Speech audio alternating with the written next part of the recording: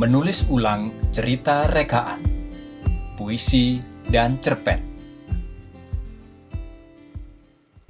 Pada kegiatan belajar 1, Anda akan mempelajari 2 pokok bahasan. Yang pertama, pengertian reproduksi cerita rekaan. Yang kedua, proses dan tahapan menulis ulang cerita rekaan. Pengertian reproduksi cerita rekaan.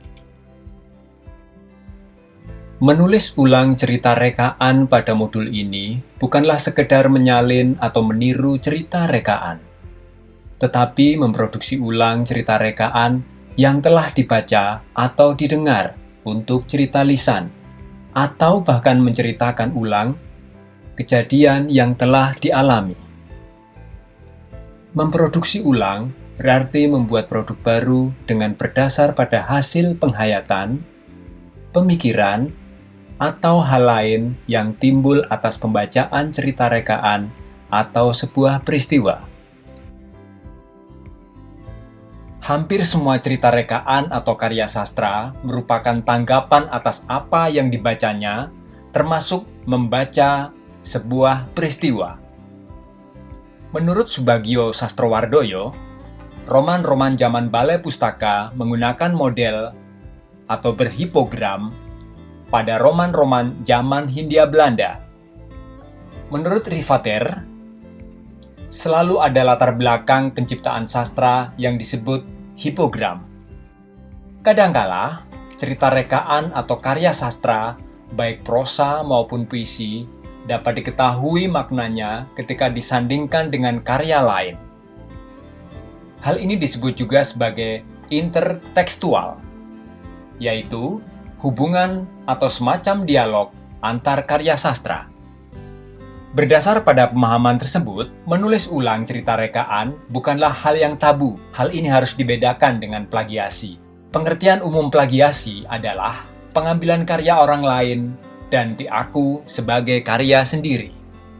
Sementara menulis ulang dalam cerita rekaan atau karya sastra adalah menanggapi, bukan mengambil karya orang lain. Karya lain dalam rangka menanggapi teks lain tersebut dapat juga disebut dengan transformasi. Transformasi pada dasarnya adalah perubahan bentuk atau perubahan pada tataran luar, tetapi pada tataran dalam atau inti tidak berubah. Berikut ini adalah karya sastra yang mempunyai hubungan intertekstual. Di bawah lindungan Ka'bah, karya Hamka, merupakan hipogram dari Ateis, karya Ahdiat Kartamiharja. Sedangkan Ateis merupakan hipogram dari Burung-Burung Manyar, karya Y.B. Mangunwijaya. Kita akan mempunyai pengetahuan yang komprehensif setelah membaca ketiga novel ini. Proses dan tahapan menulis ulang cerita rekaan. Yang pertama, carilah cerita sumber atau hipogram baik dari cerita rekaan yang telah ada maupun dari kejadian nyata seperti sejarah, biografi, dan sains. Yang kedua, Anda dapat mendukung atau mengkritik cerita sumber. Yang ketiga, tentukan genre cerita rekaan yang akan dibuat, puisi atau prosa.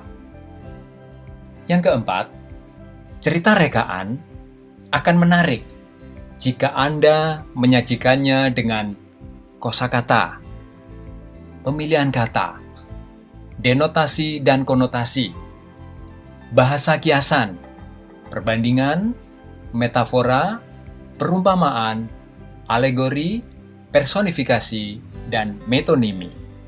Lalu, citraan atau gambaran angan-angan, gaya bahasa, kemudian sarana retorika.